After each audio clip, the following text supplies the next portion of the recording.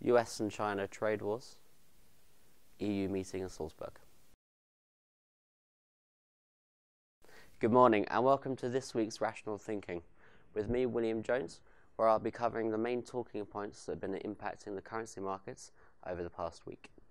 So the main talking point for the pound this week was in relation to the EU summit in Salzburg, where Theresa May was discussing her Chequers Brexit Plan with the EU leaders. The plan didn't go down particularly well, as Theresa May said it was either her Chequers Brexit Plan or no plan at all. And so now we're going to focus on the greenback. The US dollar was again left to its own devices. There wasn't really a whole lot of economic data being released, but there was a lot of political news. So once again, we had the US-China trade war issues.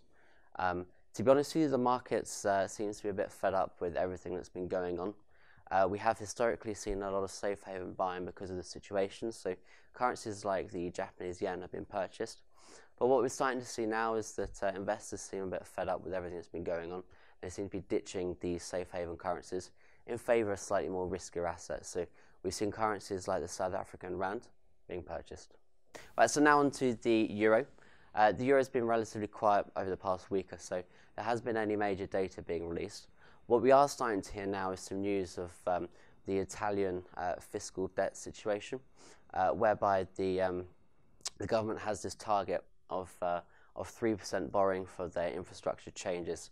This is certainly something to keep an eye on over the next couple of weeks.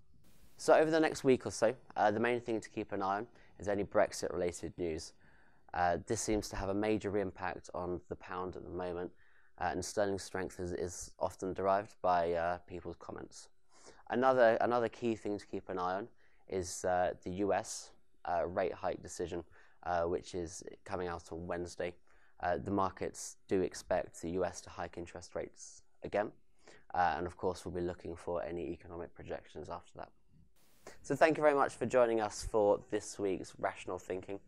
As ever, like, comment, share. As a dealing team, we're here to help both individuals and companies manage their foreign exchange exposure. So if this is something that impacts you or the company you work for, please feel free to get into contact with us.